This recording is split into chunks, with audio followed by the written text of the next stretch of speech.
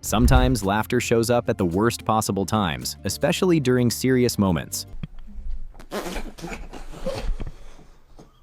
humanappeal.org.uk.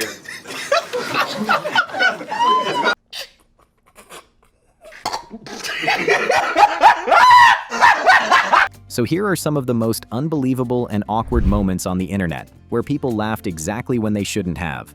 Starting with this TV interview, which is about to end in the completely different way. The show was supposed to talk about medical procedures that had gone wrong, and the guests were there to share their personal stories. Usually, the host meets the guests before the show begins to make everyone comfortable and avoid surprises. But this time, the host did not get to meet the guests beforehand, which was a big mistake. Plots kom je uit narcose en dan merk je dat het leven niet meer hetzelfde zal zijn. Hoe reageer je daar dan op? Ja, eerst met heel veel ongeloof. Ongeloof is eigenlijk het juiste woord. The show started normally, but things quickly went off track. One of the guests had suffered vocal cord damage, which made his voice sound very unusual. When he started to speak, the host was caught off guard and found it difficult to keep a straight face. The guest's voice was unexpected, and the situation became awkward. The more the host tried not to laugh, the harder it became. This is a common reaction in the brain. When people know they should not laugh, their brain sometimes makes it even more difficult to control. Scientists say this happens because the brain is under stress, and laughter is a way to release that stress.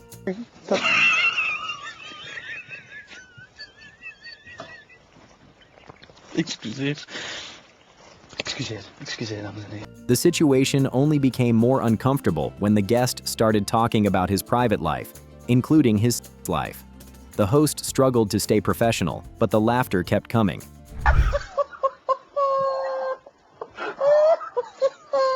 The audience could see the host trying to hold back, but his face showed he was losing the battle.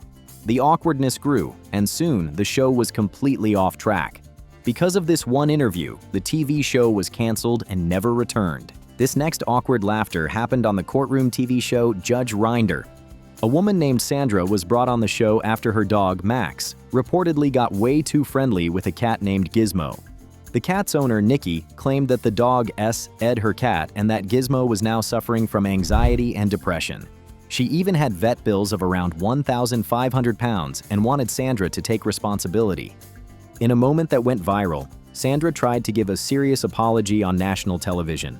She looked at Nikki and said, "I'm really sorry." But just seconds later, she started laughing. Not just a small laugh, but the kind that you try to hold in but can't. The judge and the audience watched as Sandra struggled to finish her sentence, completely unable to control her giggles. This whole scene would have been handled with care.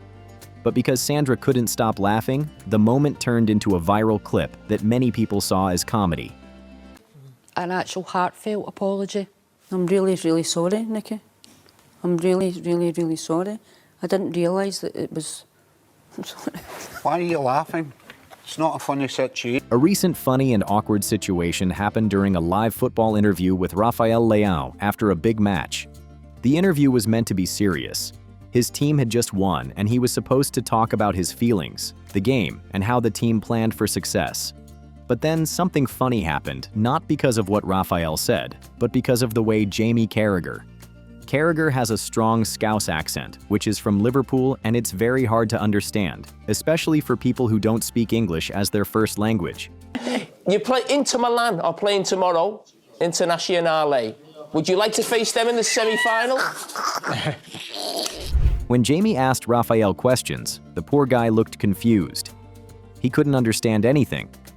Several times he had to ask Carragher to repeat his question. Even other people in the studio were laughing because it was clear the accent was just too strong. At one point, Rafael laughed too, not because the question was funny, but because he simply had no idea what was going on. The awkwardness turned into a moment of unexpected comedy. The funny part is that this wasn't even the first time people had trouble with Carragher's accent. Many viewers in America also often struggle to understand him, and during the interview, the host even joked that now Rafael finally knows how all of America feels when Jamie talks. At last, we have Dave Chappelle, who is famous for staying calm, composed, and straight-faced during jokes, but not this time. He has performed for over 20 years. done more than 1,000 live shows, and heard probably over 10,000 jokes in his life. So making him laugh during a sketch is very difficult. But in this scene, even he couldn't hold it in. The victim also said...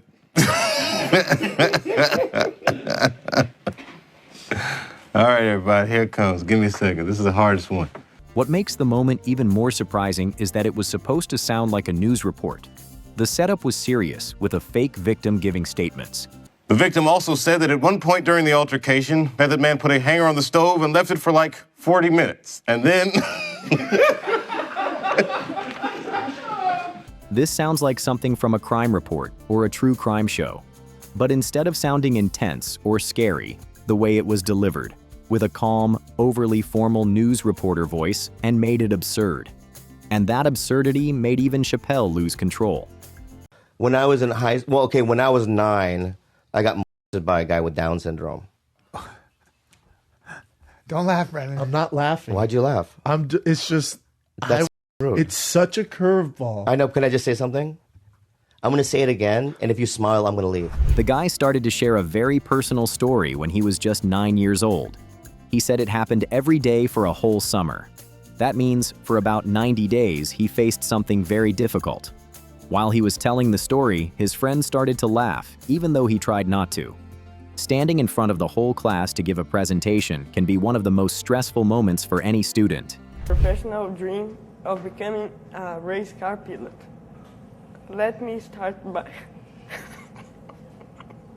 by telling why car pilot is great. For this young man, the pressure was clear from the very beginning. He started his speech by saying he wanted to talk about his professional dream of becoming a race car pilot.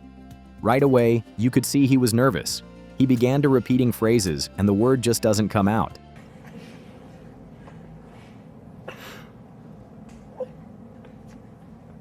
First, I love speed. Second, I would like.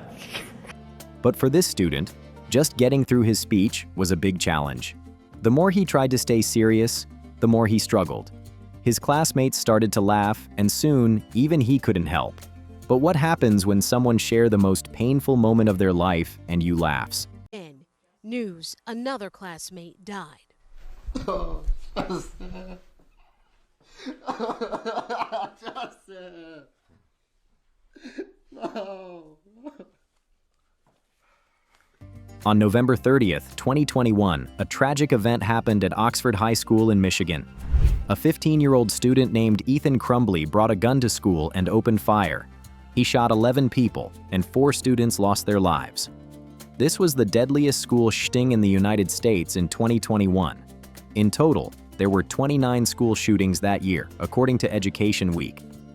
After the shooting, the media interviewed survivors and their families. One interview was with a student named Devin, who talked about his friend Tate Meyer, one of the victims. Devin described Tate as one of the best people he had ever met, someone who was smart and fun. During the interview, the host shared more sad news. Another classmate who was in the hospital had just died. At that moment, something unexpected happened. Devin, the student, started to laugh while talking about his father and the events that happened during the shooting.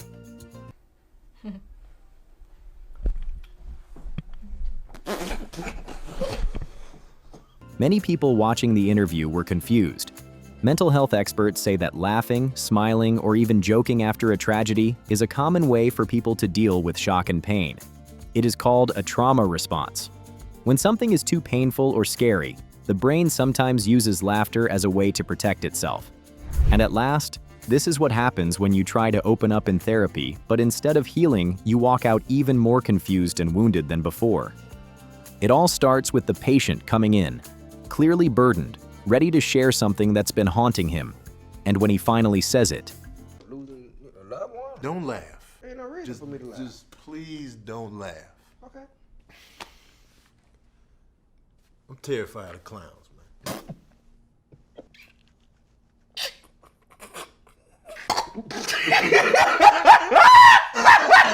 that awkward kind of laughter that doesn't come from joy but from discomfort and disbelief. The therapist laughs, maybe unintentionally, but the damage is done. You can hear the hurt in his voice when he pleads, "Just please don't laugh." He's a grown man, a big guy, and society doesn't usually allow people like him to have fears like this. The guy then talks about his first experience about a creepy clown painting in the stairway at his house. How his older brothers would scare him, saying the clown would pull him into the painting if he walked past at night. Now before you leave, just don't forget to comment down your favorite moment. And while you're down there, make sure to hit that subscribe button as well.